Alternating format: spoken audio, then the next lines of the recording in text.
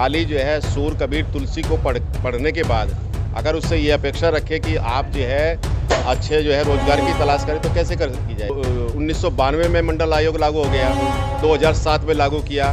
क्या 2019 से पहले जो है कोई एक प्रोफेसर है ओबीसी का, एससी एसटी का?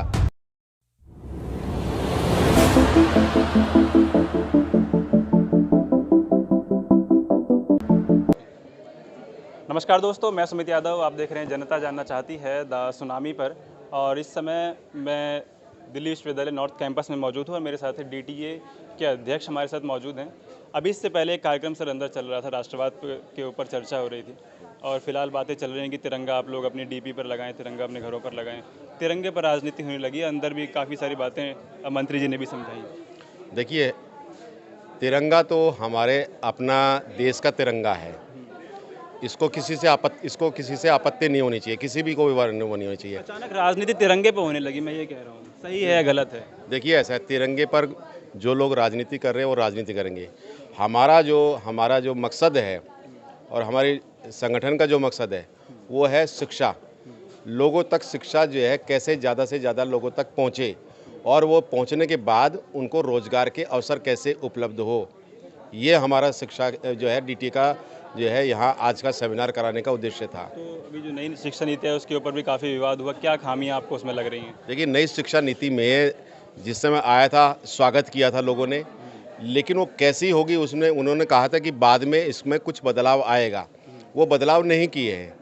अब जो नई निकल के आ रही है, नई शिक्षा नीति आ रही है, पाठ्यक्रम बन रहा है, उस पाठ्यक्रम के तहत जो होना चाहिए, जैसे मान लीजिए मैं हिंदी का विद्यार्थी हूँ और शिक्षक हूँ, तो हिंदी में जो है जनसंचार होना चाहिए, पत्रकारिता होनी चाहिए, मीडिया होना चाहिए, फिल्म होना चाहिए, रंगमंच होना चाहिए, अनुवाद होना चाहिए, जिससे कि विद्यार्थी जो है उसको पाठ्यक्रम को करने के बाद उसको रोजगार के अवसर उपलब्ध हो जाए।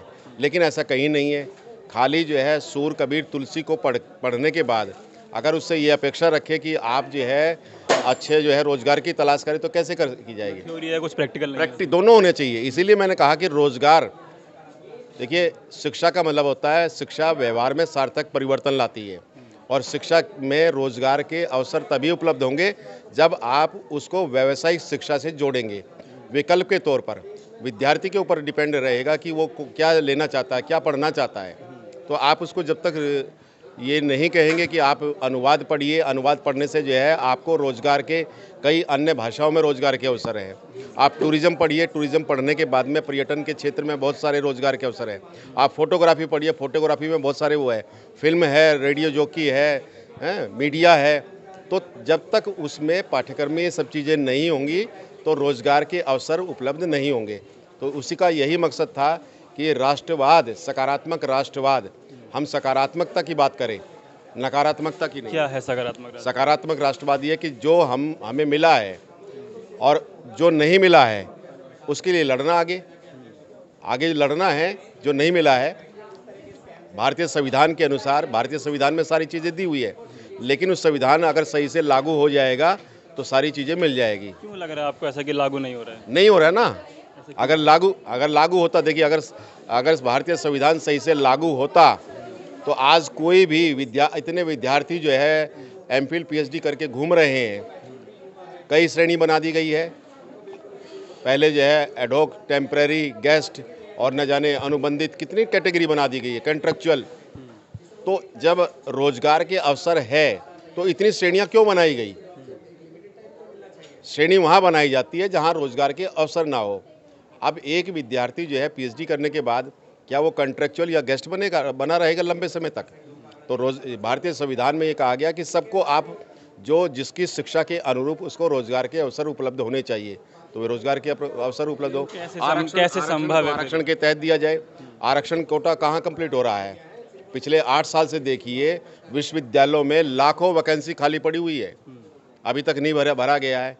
अब 1992 में मंडल आयोग लागू हो गया, 2007 में लागू किया। क्या 2019 से पहले जो है कोई एक प्रोफेसर है ओबीसी का, एससी एसटी का? इसकी क्या वजह है कि ओबीसी के प्रोफेसर दिल्ली यूनिवर्सिटी में नहीं या केंद्रीय किसी भी यूनिवर्सिटी किसी में भी नहीं है? किसी में उसकी वजह क्या है वो आप ही बताइए, क्यों नहीं वजह है? एक तरफ आप कह रहे हैं कि इसका क्या कारण था।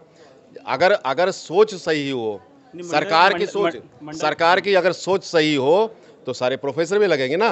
2019 से पहले क्यों नहीं थे प्रोफेसर ओबीसी का, और आज भी नहीं है, कितने हैं, उंगलियों पर गिने जा सकते हैं। और ये सोच अगर डेवलप कर दी जाए सरकार के द्वारा, तो लगभग लाखों वैकेंसी SC ST OBC की खाली पड़ी हुई है, फिजिकली चैलेंज की खाली पड़ी हुई है, EWS की पड़ी हुई है।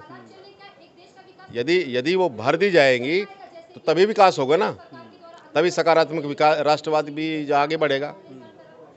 इसी सर बहुत शुक्रिया।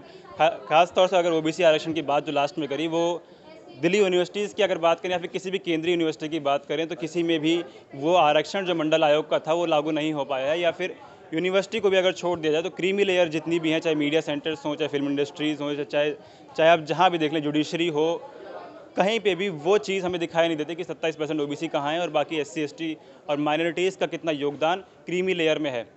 तो फिलहाल ये वीडियो मैं खत्म कर रहा हूँ। आप लोगों से मुलाकात होगी दूसरी वीडियो में। जुड़े रहें हमारे साथ, देखते दास सुनामी। तब तक के नमस्कार, खुश रहें, स्वस्थ रहें।